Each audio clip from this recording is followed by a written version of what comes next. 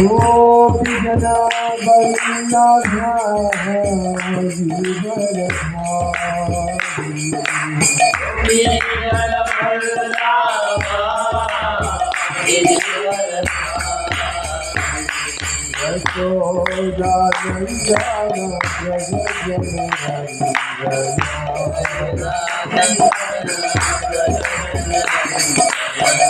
यमुना तीरा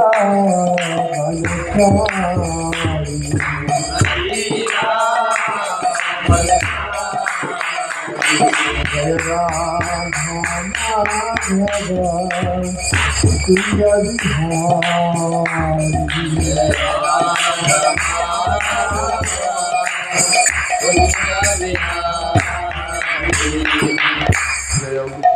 परमहंस परिव्राजकाचार्य स्तोत्र सुत सुश्रीमत भय चरणारविंद भक्ति वेदांत स्वामी श्रील प्रभुपाद की जय।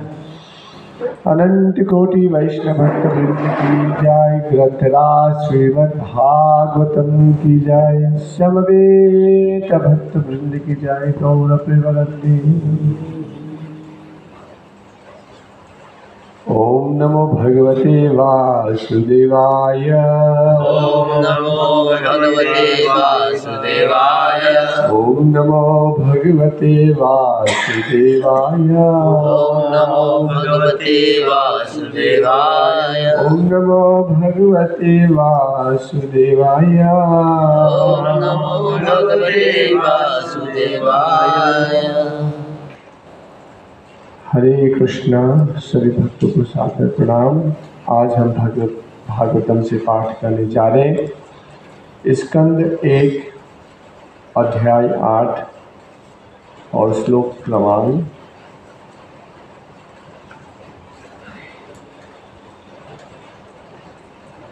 33 और हाँ અને એવડે જ આનું પડશે छोटो एवो जॉब गर्नु पर्छ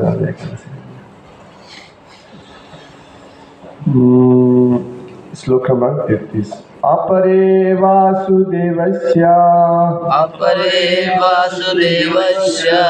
देवक्यं यचितोऽभ्यागत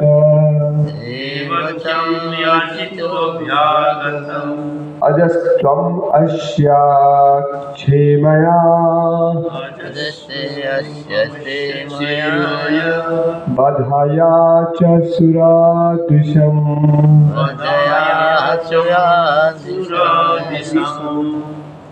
अनुवाद तात्पर्य कृष्ण कृपा मूर्ति अभय चरणारविंद भक्ति वेदांत स्वामी श्रील प्रभुपाद जी के द्वारा जो अंतर्राष्ट्रीय कृष्ण भावना मिशन के संस्थापक आचार्य है अर्थात इस्कॉन के। अनुवाद अन्य लोग कहते हैं कि चूंकि वसुदेव तथा देवी की दोनों ने आपके लिए प्रार्थना की थी अतएव आप उनके पुत्र रूप में जन्मे हैं। निस्संदेह आप अजन्मा हैं, फिर भी आप देवताओं का कल्याण करने तथा उनसे ईर्ष्या करने वाले असुरों को मारने हेतु जन्म लेते हैं।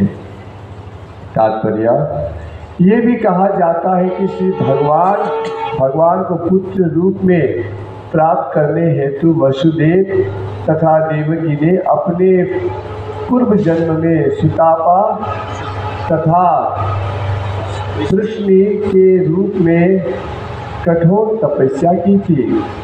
इसके फलस्वरूप श्री भगवान उनके पुत्र रूप में प्रकट हुए।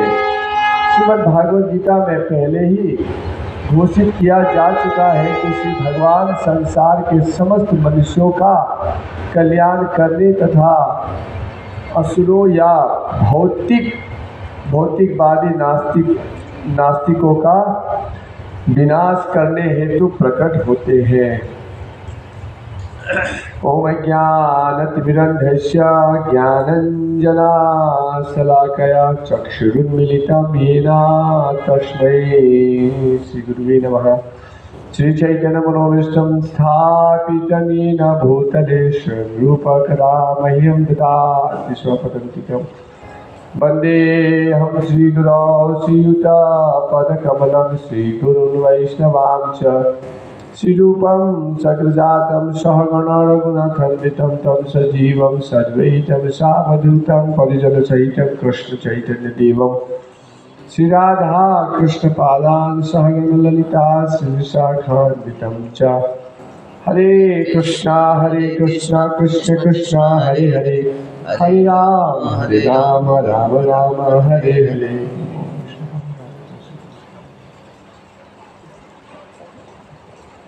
तो यहाँ पर भगवान जो है,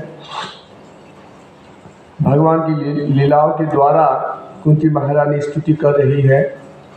और आज कुंती महारानी बता रही है कि आप जो है देवकी और वसुदेव के पुत्र के रूप में आए, जिन्होंने पूर्व जन्मों में कठोर तपस्या की थी, सुतापा और कृष्णी।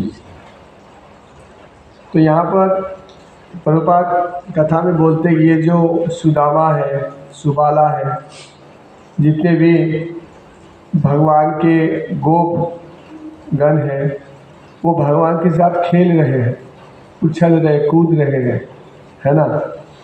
उनको कंधा में चढ़ रहे हैं, मतलब भगवान कृष्ण के कंधा में चढ़ रहे, वो उनके द्वारा चढ़े जा रहे हैं, तो लुका छुपी खेल रहे हैं। तो ये जो इतना इन लोग को आनंद प्राप्त हो रहा है, भगवान के साथ खेल रहे हैं, तो ऐसे ही सस्ता में हुआ नहीं।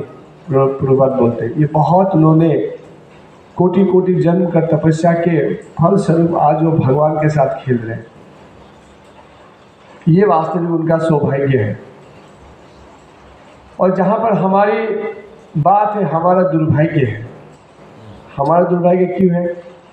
हम अपने से ही स्वतंत्र रूप में खेलना चाहते हैं, ये हमारा दुर्भाग्य है। हम भगवान के साथ, उनके साथ संबंध बनाना नहीं चाहते। आज जो भी हम करते हैं, है ना, क्यों खेलने की तो गुण है, वो खेलने का स्वभाव अंदर में ही हमारा भी है, क्योंकि हम भगवान के अंश हैं। इसीलिए हमारा खेलना का ये जो क्रीड़ा करना, नाचना, गाना, एंजॉय करना, ये जो मेंटलिटी वो हम में भी है। पर अभी वो क्या, वो जो चेतना कलुषित हो चुकी है।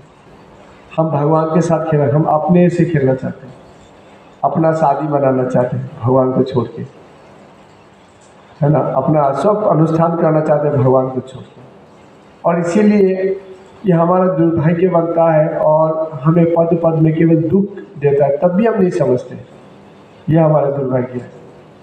हम भगवान के साथ संबंध ना बनाने के कारण हम अपना स्वतंत्र इच्छा का दुरुपयोग करते हैं और उससे हमें दुख ही प्राप्त होता है। हम देख रहे हैं व्यक्तिगत जीवन में, समाज में हर कोई दुखी है। पर ये आधुनिक के चपेट में माया देवी के आवरण से ढके हुए हैं और इसके लिए वो सोचते हैं कि वो सुखी है। तो इसीलिए आज कुंती महारानी बोल रही है कि ये 3 जन्म उनका होता है। एक है सुतापा कृष्णी। मुझमें थोड़ा इसमें मेरा कंफ्यूजन है, सुतापा कृष्णी के बाद और 3 जन्म की, वो 3 जन्म टोटल कि जब सुतापा कृष्णी जब वो करते हैं, तपस्या करते हैं, तो उनसे पहले तपस्या करते हैं कि वो तो सभी ने तपस्या किया। तो क्या होता है कि वो भगवान से वर मांगते कि आपके जैसा ही संतान हो। तो फिर वो तो बोलते हैं कि मेरे ये संतान तो असंभव है। तो वो खुद क्या करते हैं, मैं खुद ही आ जाऊँगा। तो फिर वो कृष्ण के रूप में आते हैं, देवकी वसुदेव के रूप में। दूसरा आते हैं अदिति और कश्यप मुनि के संतान के रूप में, वामन देव, हाँ, उपेंद्र। तो अभी क्या है कि ये थोड़ा कंफ्यूजन है, वो सुतापा और कृष्ण को लेके 3 जन्म कि और एक जन्म में, वो थोड़ा मेरा कंफ्यूजन है। समझ रहे? मतलब सुतापा कृष्ण ने तपस्या करके 3 जन्म भगवान आने का वादा दिया कि पहले ही कृष्ण और सुतापा का से पहले और एक बार तपस्या करके आए। तो और भी था ना, हाँ, ऐसे मुझे तो ऐसा है। तो यहाँ पर बार बार भगवान जो है, कुंती महारानी के द्वारा आश्वासन प्राप्त हो रहा है हर विपत्ति में भक्तों के लिए एकमात्र आश्रय भगवान ही है। और भगवान वो आते हैं और भगवान हमें बचाते हैं, हमें वास्तविक ज्ञान प्रदान करते हैं, जिसके द्वारा हम फिर अपना जो स्थिति है वो प्राप्त करें और भगवान के साथ रहें, भगवान की सेवा करें और आनंद में रहें। जैसे अभी मैं सेलम का एक वीडियो देख रहा था, वो बोल रहे कि अभी सेलम का मंदिर बनने जा रहा है और उसमें बहुत सारे पत्थर जो है, बहुत सारे वो भक्तों ही जो है मंदिर का निर्माण में लगे हुए हैं। कारीगर तो है, कारीगर के साथ जो है बहुत सारे मतलब लेबर जो है बहुत भक्ति भी बहुत सेवा कर रहे हैं। तो ये ऐसे वो विचार करते हैं कि जब वो एक कर्मी जो एक कर्मी करता है, एक कर्मी जब ये लेबर सेवा करता है, उसके हृदय में कोई प्रेम अब पैसा के अलावा कुछ सोचता नहीं है कि वो कार्य कर रहा है, मंदिर में ही कार्य कर रहा है, पर उसका चेतना क्या है, कैसे पैसा कमाया जाए, है ना। और बोले वो जो भक्त लोग, जो ब्रह्मचारी लोग इतना मेहनत करके इस्कॉन का पहला पत्थर का मंदिर बनने जा रहा है, जो गुरु महाराज की बहुत इच्छा है, तीव्र इच्छा, तो उस इच्छा को पूर्ण करने के लिए वो लोग पूरी तरह से अपने आप को झोंक के वो पूरी तरह से सेवा करें। उससे उनको बहुत मतलब कृष्ण आनंद प्राप्त हो रहा है, अद्भुत आनंद। वो बोले बहुत ब्लिस, भक्त लोग पूरा दिन भर, मतलब अभी कि वो निकट आ गया है, उन लोग को अभी 1-2 साल में उसको ख़त्म करना है, मतलब समापन करना है, उद्घाटन करना है। तो इसलिए बहुत वो लोग मेहनत कर रहे हैं। तो बोले बहुत वो लोग आनंद में है, बहुत आनंद में। ऐसे जो आनंद है तो ये हम कभी विचार, हालांकि उन लोगों को शरीर बहुत कष्ट हो रहा है, पत्थर उठाने पड़ रहे, बड़े बड़े पत्थर, एक पोस्ट है, बोले 300 किलो 350 किलो ऐसा है पोस्ट। तो इसीलिए हमें एक साधक के जीवन में हर दिन भगवान से प्रार्थना करके हमारे साधनाओं को, हमारे भक्तिमय जीवन को और गंभीर बनाना और आगे बढ़ना, है ना, और भगवान के लिए सेवा का योजना बनाना, ये हमारा होना चाहिए। गुरु महाराज बोलते हैं, हम लोग ज़्यादातर गृहस्थ भक्त हैं, अपने ही मतलब परिवार में हम लोग उलझे हुए हैं संसार में। तो इसीलिए चाहिए कि जो भी हम छोटा से छोटा सेवा क्यों ना करें भगवान के लिए, उसको बारीकी से किया जाए। छोटा ही सेवा जो बारीकी से किया जाए। जैसे भक्त लोग गुरुवार के दिन आते हैं तो कुछ ना कुछ सेवा करते हैं, तो उस सेवा को और बेहतर बनाया जाए। जैसे डिस्ट्रीब्यूशन सेवा है, उसको और कैसे बेहतर करें कि केवल करने के लिए करें। 50, 60, 70, 80 का प्रसाद बनता है, उसमें हर चीज़ जो है, जैसे मान लीजिए नमक है, 1-2 बार हम लोग नहीं नमक, मतलब पकड़ लीजिए नमक नहीं लगा, तो फिर वो भी हम लोग को इस तरह से विचार करना है, मैंने कितना किलो बनाया, कितना ग्राम नमक दिया, नहीं लगा, और कितना ग्राम नमक देने से पूरा प्रसाद एग्जैक्ट हो जाएगा। और सोचिए 60-70 आदमी में बनाने में हम लोग को वो सीखना, यदि सीखे तो कितना अच्छा है। जैसे अभी गौरांग प्रभु की टीम जो है महाकुंभ में प्रतिदिन 1 लाख व्यक्ति के लिए प्रसाद बना रहे, क्या वो समय में बार बार ऐसे भोग लगा के बार बार चखेंगे वो नमक के लिए? नहीं है ना। और कितने स्वादिष्ट प्रसाद बन रहे हैं।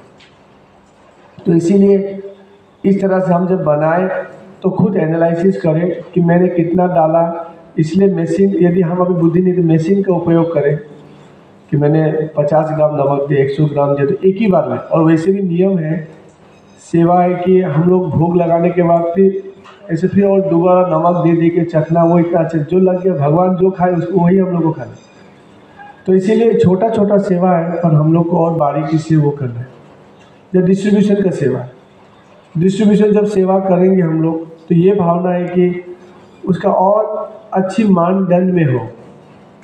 जो सेवा जो वितरण करेगा उसकी मानसिकता कैसे वो मतलब एक अतिथि को, अतिथि देवो भव, भक्त देवो भव, वो जो भक्त है वो सब देव तुल्य है, तो उनको उस भावना से प्रसाद सेवन कराना ये जरूरी है ना। तो ये कैसे हम और सिस्टम को अच्छा बनाएं, ये करने से और अच्छा होगा कि बस आ गए अभी 1 घंटे में सेवा करके हमको निकलना ही है। ऐसे मनोस्थिति में हम लोग फिर आगे नहीं बढ़ेंगे। हम लोग एक आदर्श बने, हर सेवा में ऐसे मतलब वो करना या डिस्ट्रीब्यूशन हो। तो यदि किसी को प्रसाद चाहिए, वो आके बोलते हैं कि मुझे थोड़ा प्रसाद घर में लेके जाना, तो फिर वो किससे पूछेगा और कौन रिप्लाई देगा? अभी आपको कुछ आपने रिप्लाई दे दिया, मतलब नहीं है प्रसाद, पर प्रसाद था पर आप नहीं दिए, पीछे देंगे, मतलब तो इसका व्यवस्था कैसे, मतलब कौन अधिकारी व्यक्ति है जो बोल सके उनको? तो उसके लिए क्या सिस्टम बना है? जो प्रसाद इंचार्ज है वो उसका जिम्मेदारी लेगा उस दिन के लिए, जो भी हो, जितने बड़े सीनियर भक्त भी हो तो उससे ही सलाह लें कि ऐसा समस्या आ रहा है कि हम खुद बोल दें। ये छोटा छोटा चीज़ मतलब। तो कोई प्रसाद मांग रहा है, भक्ति मांगते हैं, मुझे प्रसाद लेके जाना है, तो उनको कैसे रिप्लाई करना है, ये हर चीज़ को हम लोग को, छोटा छोटा चीज़ को यदि हम लोग सीखते जाएंगे तो जब भगवान की कृपा से और ये बड़ा हो जाएगा, बढ़ते जाएगा, तो हम लोग को दिक्कत नहीं होगा। इसलिए अभी से ही हम लोग को हर चीज़ सेवा में वो मतलब ध्यान देना है, क्योंकि हमारे पास एक्चुअली बहुत समय कम है। इसलिए उठाएंगे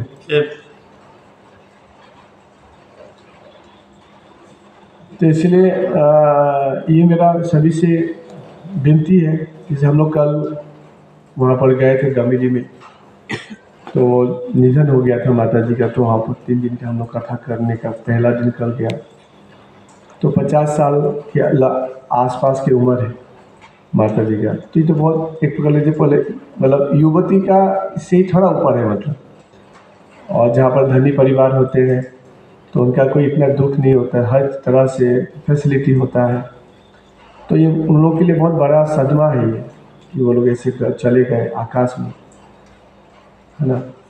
तो ऐसे गए तो बच्चे लोग कथा करे तो रो रहे, बार बार रो रहे, संभाले हुए रो रहे। मैं देख रहा हूँ, मैं थोड़ा आंखें बंद करके कथा कर रहा हूँ। तो ये जीवन हमारे साथ भी हो सकता है, हमारा भी कब ब्रेक लग जाए, ख़त्म जीवन। तो इसीलिए हमें चाहिए कि जो प्रतिदिन हमारा जो जा रहा है उसमें हम कितने भगवान के लिए, भक्तों के लिए, मंदिर के लिए, राधा राजबिहारी के लिए सेवा करें, वो एक्चुअली गिना जाएगा, वही हमारा काम आएगा, है ना। बाकी तो वो रहेगा, फिर उसका वो अंत हो जाएगा, उसमें कोई ज़्यादा वो नहीं। तो इसीलिए हम लोग को जो भी हो हमको और अच्छी तरह से सेवा करना, सबको उत्साह देना है, सबको मंदिर में राधा राजबिहारी जी की सेवा में लगाना है। तो इस तरह से सभी का कल्याण होगा। और हम जो है मतलब ऐसा नहीं होना, यदि मेरा कल मृत्यु हो जाए, मैंने ये सेवा नहीं की, ये करते करेंगे बोलते बोलते ये दुख नहीं रहना चाहिए। भले ही हमारा अभी सेवा अपूर्ण हो, हम इतना सेवा नहीं कर पा रहे, पर हमें सेवा में कुछ ना कुछ लगे रहना चाहिए।